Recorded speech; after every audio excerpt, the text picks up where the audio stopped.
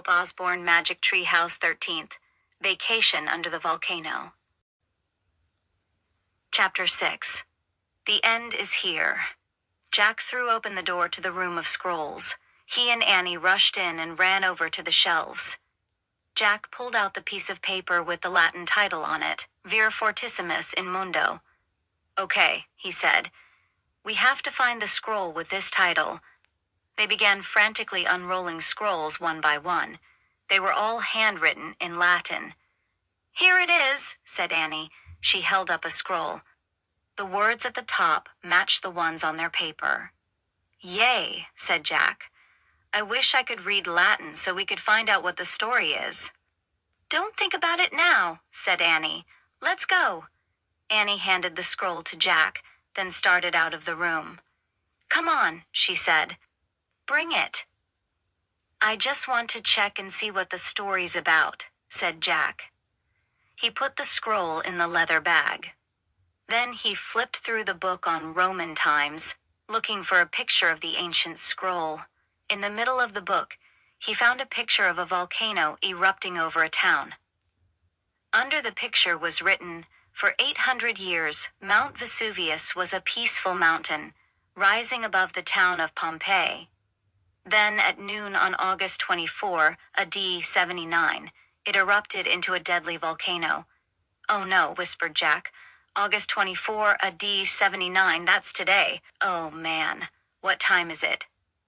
He looked around wildly. "Annie," she was gone again. "Annie." Jack grabbed the leather bag. Then, clutching the book, he tore out of the scroll room. "Annie," he cried. "What?" Annie appeared at the door to the dining room. "The volcano," stuttered Jack. "What?" said Annie. It's coming, a volcano, at noon," said Jack. Annie gasped. "What time is it?" cried Jack. "So that's what the soothsayer meant," Annie said. "The end is near." "What time is it?" Jack asked again. He looked around the garden. He saw something near the mermaid fountain. "A sundial," he said. "That's how the Romans told time." Jack and Annie raced to the sundial. "What time does it say?" said Annie. "I don't know," said Jack. His hands shook as he turned the pages of the book. He stopped on a picture of a sundial. It showed examples of different times. Jack looked back and forth from the page to the real sundial in the garden. "Here," he said. He had found the one that matched. Jack read the writing under the picture. The shadow on the sundial can hardly be seen at noon. "Oh man," he whispered.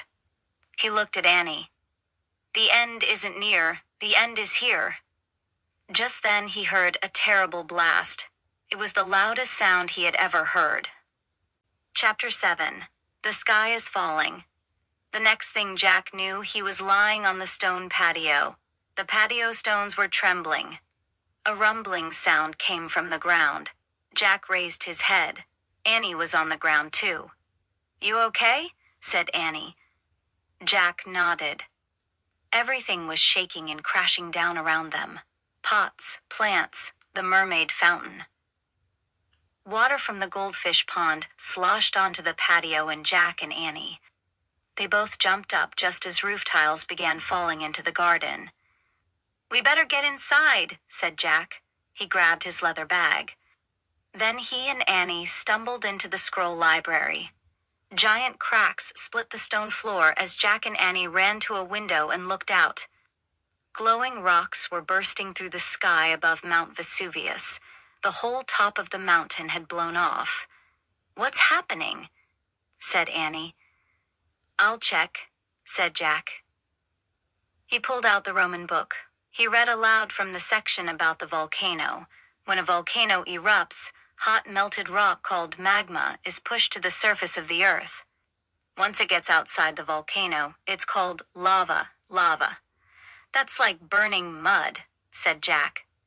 "It covers everything," cried Annie. Jack kept reading. There was no running lava from Mount Vesuvius. The magma from the volcano cooled so fast that it froze into small grayish-white rocks called pumice. A pumice rock is very light and has holes like a sponge. That doesn't sound too bad, said Annie. Wait, there's more, said Jack. He read on.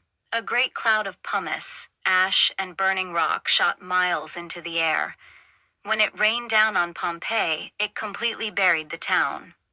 Oh man, said Jack. This is a major disaster.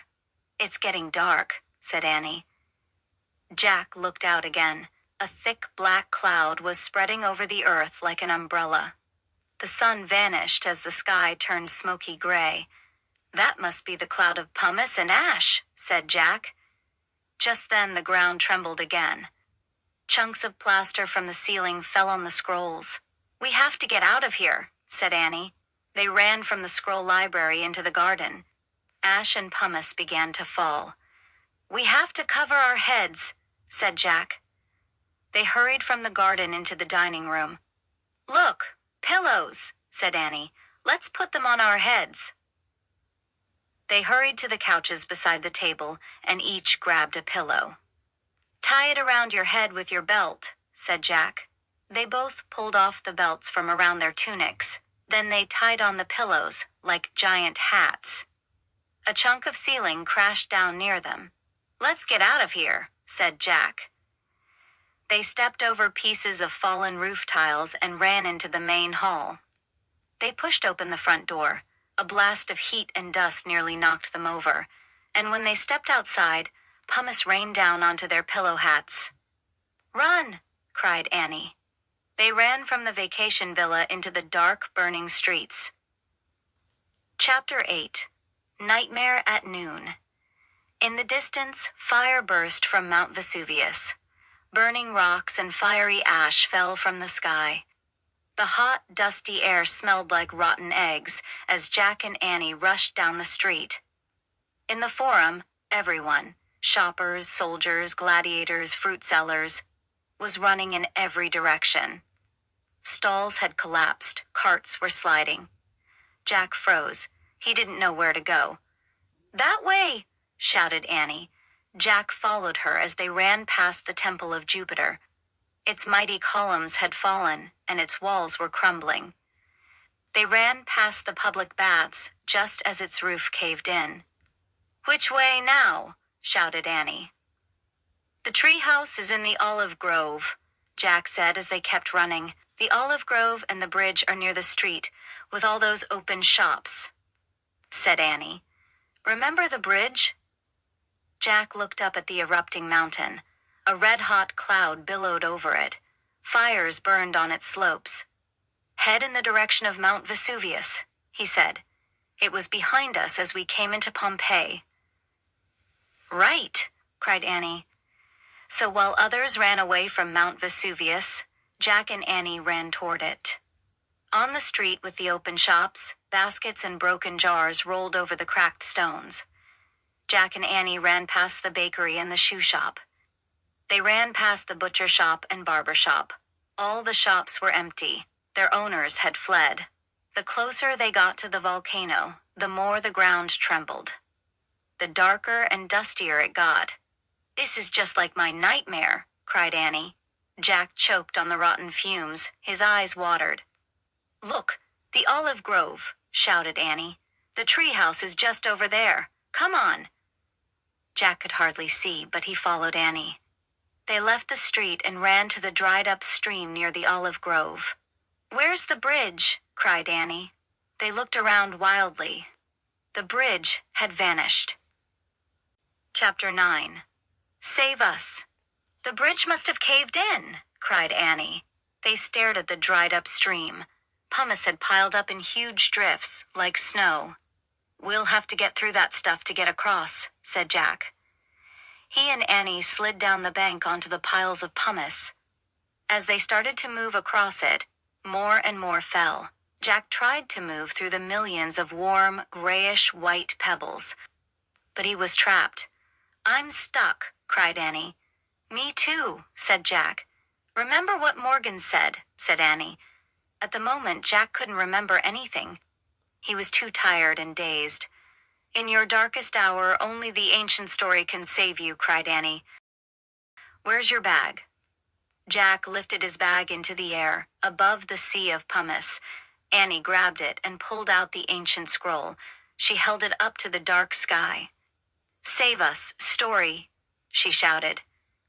Jack felt himself sink deeper and deeper into the pumice. Suddenly he heard a deep voice say, "Rise, sun." Then someone lifted Jack up into the air. A great flash of fire lit the dusty darkness. In the red light, Jack saw the biggest, strongest man he'd ever seen in his life. The man looked like a gladiator, but even bigger than the ones they had seen earlier. He held Jack with one hand and Annie with the other. He placed them both on the other bank of the stream. "Run!" the giant gladiator boomed. "Before it's too late!" Jack and Annie didn't stop to ask any questions. Together, they charged through the olive grove. They jumped over fallen branches. They leaped over great cracks in the earth. Finally, they came to the tree with the magic tree house. They grabbed the rope ladder and scrambled up to the tree house. "Where's the Pennsylvania book?" Jack shouted. He was too blinded by ash and dust to find the book that always took them home. "I've got it," cried Annie. "I wish we could go there."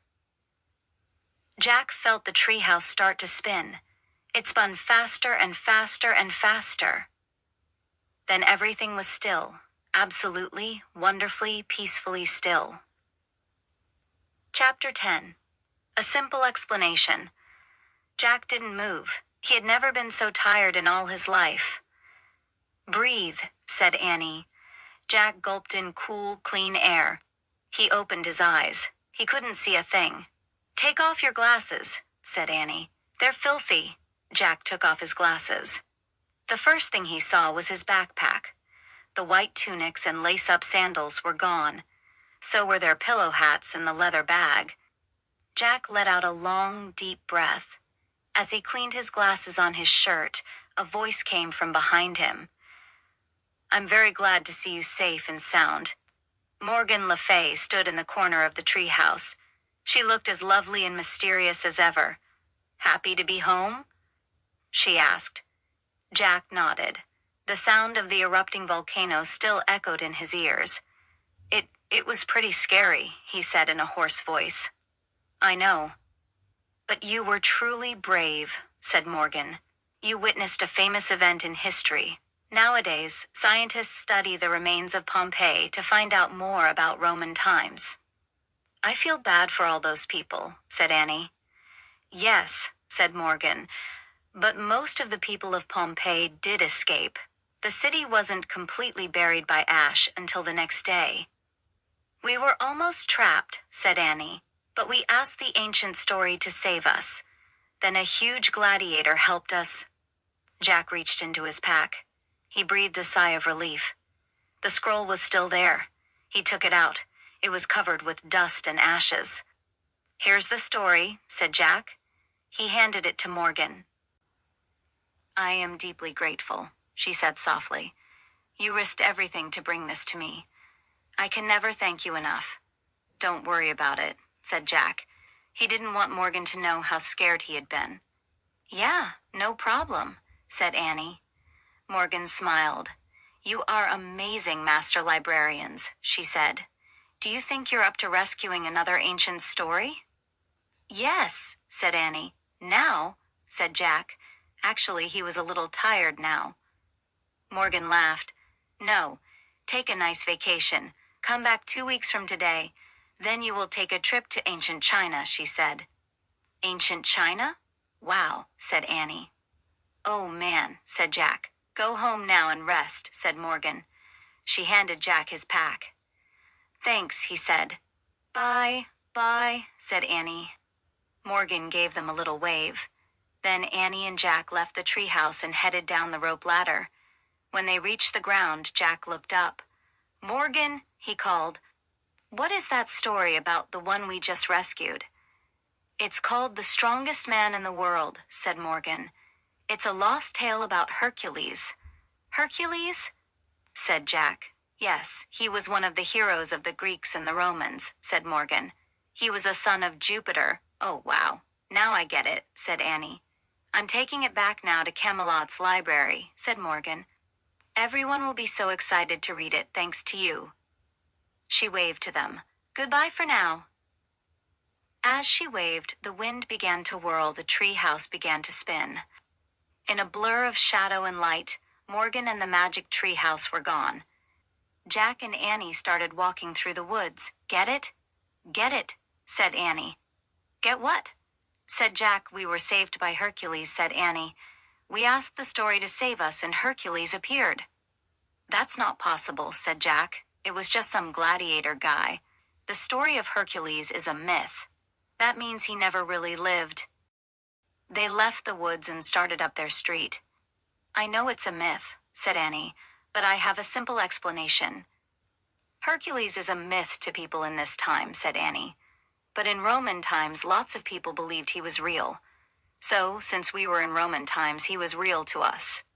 I don't know, said Jack. Did you ever hear the saying, said Annie, when in Rome, do as the Romans do? Jack laughed. Yeah, he looked up at the sky. Thanks, Hercules, he said softly. Whatever you are. Jack, Annie, their dad called from their front porch. Time to go. Oh, brother, I forgot, said Jack. Yeah, I hope nothing exciting happens on our vacation, said Annie. Yeah, said Jack. I hope it's really, really boring. Hurry, their dad said. Coming, they called. Then they took off running for home and a restful vacation.